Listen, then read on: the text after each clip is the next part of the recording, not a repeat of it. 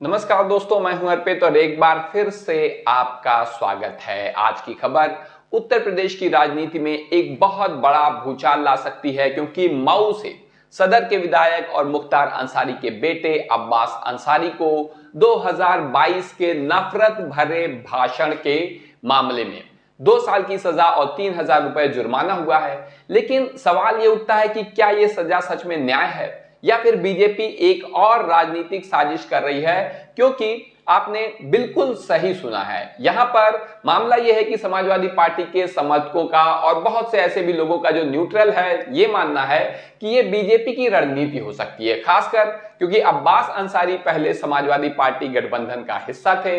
इस मामले में कानून के नाम पे क्या हो रहा है और समाजवादी पार्टी के साथ इंसाफ क्यों नहीं हो रहा है, आज हम आपको इस मामले में विस्तार से बताते हैं। अब्बास अंसारी जो 2022 में सुहेलदेव भारतीय समाज पार्टी यानी कि ओम प्रकाश राजभर की पार्टी के टिकट पर मऊ सदर से विधायक बने थे, उन्हें 31 मई 2025 को विशेष एमपी एमएलए कोर्ट ने 2 साल की सजा सुनाई है। यह सजा 2022 के एक जनसभा में दिए गए भाषण के लिए है, जिसमें उन्होंने मऊ प्रशासन को धमकी दी थी। उन्हें भारतीय दंड संहिता यानी आईपीसी की धाराएं 189, 153A, 171F और 506 के तहत दोषी पाया गया है। लेकिन क्या यह सजा वास्तव में निष्पक्ष है या फिर यह बीजेपी की उस रणनीति का हिस्सा है जिसके तहत वे समाजवादी पार्टी और उसके सहयोगियों को टारगेट कर रहे हैं?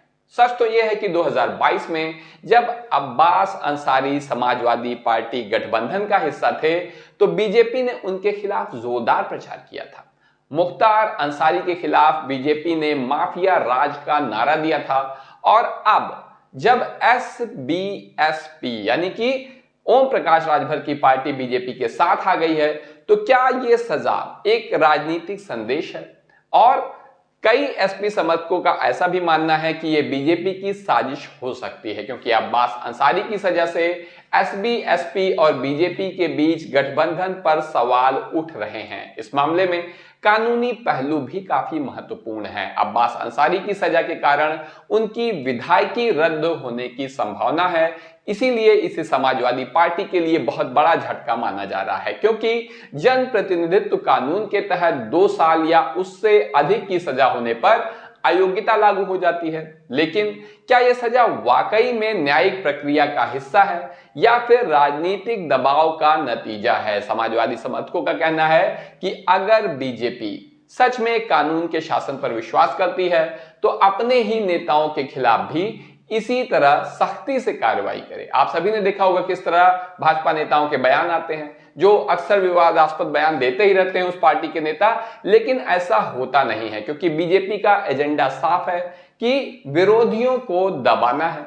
मीडिया रिपोर्ट्स के अनुसार अब्बास अंसारी की कानूनी टीम फैसले के खिलाफ अपील करने की योजना बना रही है। लेकिन सवाल यह है कि क्या उन्हें न्याय मिलेगा या फिर सिस्टम में ही इतनी गड़बड़ी है कि सच सामने नहीं आ सकेगा? समाजवादी पार्टी के समर्थकों को याद होगा कि 2022 में बीजेपी ने कैसे समाजवादी पार्टी को माफिया समर्थक कहकर बदनाम किया था विधानसभा चुनाव के दौरान। लेकिन आज जब एसबीएसपी यानी कि सुहेलदेव पार्टी बीजेपी के साथ है, तो क्या यह सजा एक डबल स्टैंडर्ड नहीं है? इस मामले में एक और पहलू यह भी है कि उत्तर प्रदेश में कानून व्यवस्था का दावा करने वाली बीजेपी सरकार ने कई बार विरोधियों को टारगेट किया है।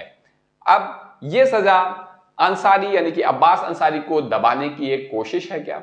समाजवादी समर्थकों का तो मानना है कि यह बीजेपी की रणनीति का हिस्सा है, जहां से विरोधियों को कानूनी प्रक्रिया का इस्तेमाल करके दबाया जा रहा है। लेकिन सच तो यह है कि जनता अब इन रणनीतियों को समझने लगी है। सब लोग अब जानते हैं, कोई अनजान नहीं है और समाजवादी पार्टी के साथ खड़ी है। अगर हम इस पूरे मामले का निष्कर्ष देखें तो एक बात बिल्कुल साफ है कि यह मामला न केवल अब्बास अंसारी की व्यक्तिगत राजनीति को प्रभावित करेगा, बल्कि उत्तर प्रदेश में राजनीति में एक बड़ा बदलाव ला सकता है। समाजवादी पार्टी समर्थकों को यह याद भी रखना चाहिए कि बीजेपी का एजेंडा अब बिल्कुल साफ नजर आ रहा है कि जो भी विरोधी हैं उन्हें दबाया जाए, चाहे उसके लिए उन्हें कानून का गलत इस्तेमाल ही क्यों न करना पड़े। लेकिन जनता अब जागरूक है और सच के साथ खड़ी है। इसलिए हमें इस मामले में बारीकी से देखना होगा और सुनिश्चित करना होगा कि न्याय निष्पक्ष हो, बिना किसी राजनीतिक दबाव के। आपकी इस पूरे मामले में जो भी राय हो